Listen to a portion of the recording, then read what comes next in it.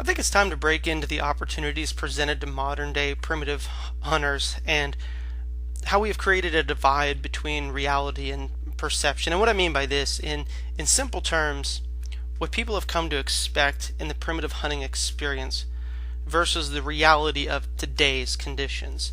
Often in the past, people will degrade a primitive hunt that was out of context. And an example of this would be killing an animal over bait with a primitive bow.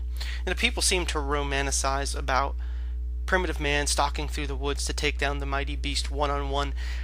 And the first time somebody sees a modern primitive hunter in a tree stand or over bait, immediately the majority of viewers discredit the hunt as phony or not in proper context of primitive hunting. And I want to shatter that looking glass for you right here and now, because first off, there was no romance in primitive man's hunting. It was by any means necessary. Because of movie and lore, we have come to think that primitive hunting was pure and organic. Of course it wasn't. Peoples in America have been cultivating grain for some 7 to 9,000 years. Do you think that they didn't shoot a deer coming into their crops? If they had leftover grain that was a little moldy or unfit to eat, do you think they just threw it away instead of leaving it scattered for turkeys to scratch or deer to browse? That was taking advantage of a resource, which is the whole essence of primitive culture and living, is that nothing goes to waste. And so bait has long since been used in one form or another. Now, tree stands as we know them today did not exist. However, I know firsthand that a deer can readily be shot while standing atop a large branch. The high advantage gives the hunter a better opportunity for success, and primitive man did not say, "I will not hunt from this tree because it is too easy." It's a ridiculous way of thinking. And that being said, no, they didn't have mechanical feeders, and that, in my personal opinion, does rob from the primitive experience. If you watch a video and somebody's shooting a primitive bow and a stone point and shoot an animal that's standing underneath a mechanical feeder, and I think what it does is, by seeing that piece of new machinery, it grabs you from that primitive image and pulls you out of it. And I think that's the reason that having the mechanical feeder takes away from it. But again, that's my opinion. But they did, however, have the ability to bury or scatter bait to hunt over. And I see nothing wrong with throwing a little corn, where legal by big government standards, of course, or burying a pit of bait to attract pigs or deer to promote a better shot angle on a standing animal. You finally get an animal that perhaps relaxes and offers you a good shot, as opposed to that fleeting second as it's walking by. And that could be important, especially to new archers that need to go through their fundamentals of picking a spot and making that perfect shot. And also consider land opportunities, and animal populations were far greater in ancient times. And modern hunters are severely handicapped in both game and land in comparison. So, thinking fence lines, property lines, places we can't hunt that perhaps maybe the native people would have gone 100 yards over that line that wasn't there before because that was the best place to hunt. And say we only have 10 to 15 acres to hunt. It's going to be pretty easy to blow that place out, if we're spot and stalking the whole thing, because that's the only correct way to do it. I mean, it's silly. You take advantage of the resources that you have and hunt them accordingly.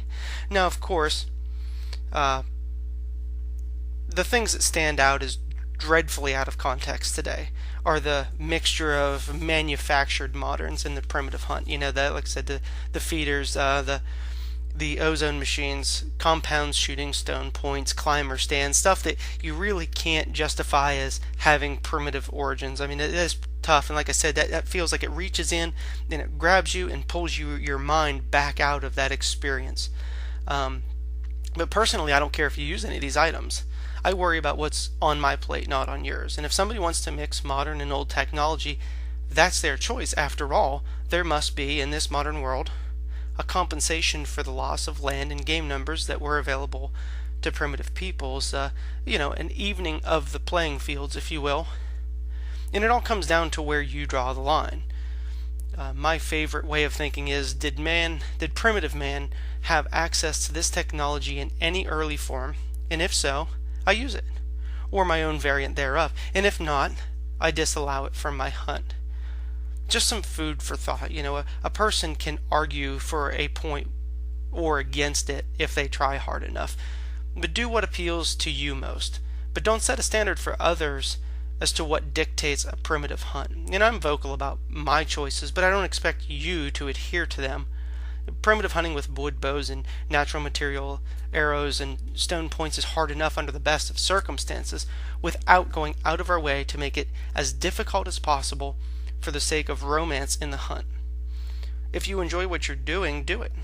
I just feel like I hear and see all too often that someone's enjoyment in a hunt is discredited because they shot a deer from a tree stand, and the only way Native Americans killed deer was by pure romantic organic spot and stock, and it's absurd. Just about any way we hunt and enjoy the outdoors today is romantic. And sure, killing a deer one-on-one on the ground is a great accomplishment and should be revered as one of the ultimates in primitive hunting, but by no means does it take away from any deer killed on 15 acres out of a tree stand, because that's what that hunter has the opportunity to hunt. All forms of hunting have their own advantages and disadvantages, and if you think killing an animal over bait or out of a tree stand is super easy, then I challenge you to go give it a rip. Because honestly, I think it's tougher to hunt mature animals over bait, as they almost always circle downwind before coming in to feed. Tree stands may help keep you hidden, but they also prohibit you from closing the distance on a deer that's just out of range. There's give and take, and I have killed game in just about every scenario short of shooting them out of a helicopter.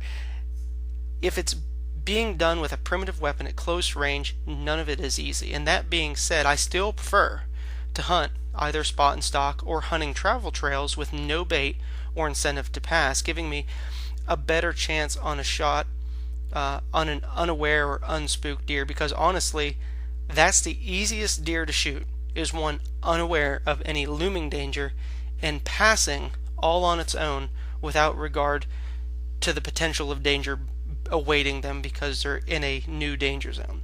So have fun, enjoy the woods, and hunt hard. Thanks for listening this week, and be sure to subscribe to my YouTube channel and check out my blog at gillsprimitivearchery.com, and remember, I am posting new submissions every Friday.